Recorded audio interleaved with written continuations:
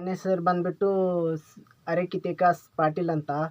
ನಾನು ಇವಾಗ ಯಾವ ಉದ್ದೇಶದ ಕುರಿತು ಒಂದು ವಿಷಯನ ಹೇಳಲಿಕ್ಕೆ ಇಷ್ಟಪಡ್ತೇನೆ ಅಂದರೆ, ನಮ್ಮ ರಾಜ್ಯದಲ್ಲಿ ಕರ್ನಾಟಕದಲ್ಲಿ ಹಲವಾರು ಅತ್ಯಾಚಾರಗಳು, ಅನಾಚಾರ ಮತ್ತು ಭ್ರಷ್ಟಾಚಾರಗಳು ನಡೀತಿರುವುದನ್ನು ಕಂಡು ಬರುತ್ತಿದೆ.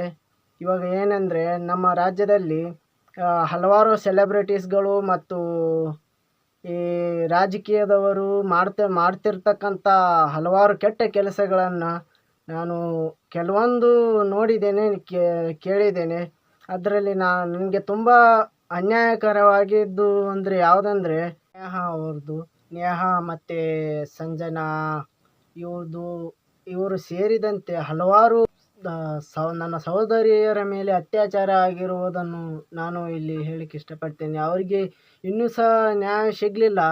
ಅವತ್ತು ಆ ಇನ್ಸಿಡೆಂಟ್ ನಡೆದ ದಿನ ಮಾತ್ರ ಅವ್ರದ್ದು ಒಂದು ದಿನ ಮಾತ್ರ 1 ಗಂಟೆ ನ್ಯೂಸಲ್ಲಿ ಹೇಳ್ತಿದ್ರು, ಮತ್ತು ಎಲ್ಲ ತನಿಖೆ ಆಗ್ತಾಯಿದೆ, ಅದು ಆಗ್ತಾಯಿದೆ, ಇದು ಆಗ್ತಾಯಿದೆ ಅಂತ ಹೇಳ್ತಿದ್ರು. ಇವಾಗ ಅವರಿಗೆ ನ್ಯಾಯ ಸಿಗ್ತಾ?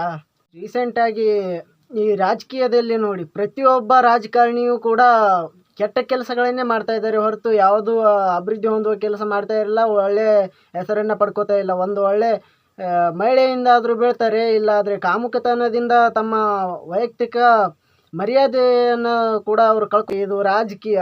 ನೀವು ಬರೋದೇ ರಾಜಕೀಯಕ್ಕೆ ಇದೆ ಅಂತ ಇಂಥ ಕೆಲಸವೇ ಮಾಡಲಿಕ್ಕೆ ಬರೋದಾ ನೀವೆಲ್ಲ ಸರ್ಕಾರದವರು? ಮತ್ತು ರಾಜ್ಯವನ್ನು ನೀವು ಹೇಗೆ ಆಳ್ತೀರಾ ಅನ್ನೋದೇ ನನಗೆ ಒಂದು ವಿಪರೀತ ಪ್ರಶ್ನೆ ಉಂಟು ಮಾಡಿದೆ ನನಗೆ.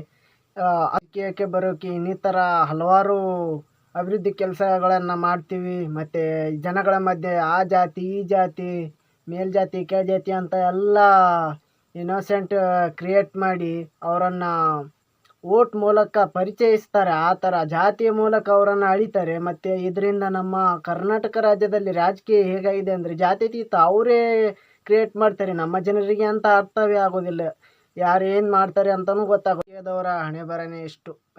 ಹಾಗಂತ ಎಲ್ಲರೂ ಕೆಟ್ಟವರಲ್ಲ, ಎಲ್ಲ ರಾಜಕೀಯದವರು ಕೆಟ್ಟವರಲ್ಲ. ಅದರಲ್ಲಿ ಕೆಲವೊಬ್ಬರು ಇದ್ದಾರೆ ಕೆಟ್ಟವರು, ಅವ್ರ ಬಗ್ಗೆ ನಾನು ಅಷ್ಟು ಹೇಳಿದೆ.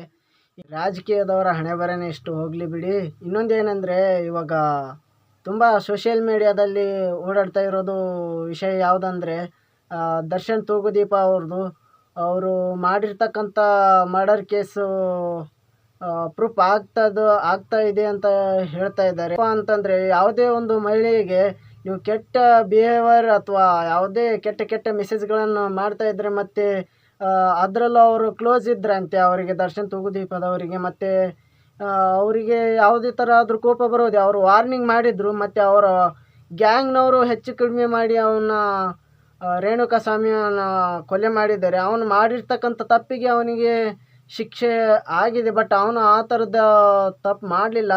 ಈ ದರ್ಶನ್ ತೂಗುದೀಪ ಅವರು ಮಾಡಿದ್ದು ಒಂದು ರೀತಿಯಲ್ಲಿ ಕರೆಕ್ಟ್ ಆಗಿದೆ. ಮಹಿಳೆಯರನ್ನು ನಾವು ಆ ಥರ ನೋಡಬಾರ್ದು. ಇನ್ನೊಂದೇನು, ಮಹಿಳೆಯರ ಮೇಲೆ ಅತ್ಯಾಚಾರ ನಡೀತಂದರೆ, ಇವಾಗ ಆಗಿದ್ದಲ್ಲ, ಇವಾಗ ನಡೀತಾ ಇದೆಯಲ್ಲ ನ್ಯೂಸಲ್ಲಿ, ದರ್ಶನ್ ತೂಗುದೀಪ ಅವರು ಮಾಡಿದಾರಲ್ಲ, ಆ ಥರನೇ ಅವರಿಗೆ ಅಲ್ಲೇ ಮುಗಿಸ್ಬಿಡ್ಬೇಕು, ಫಿನಿಶ್.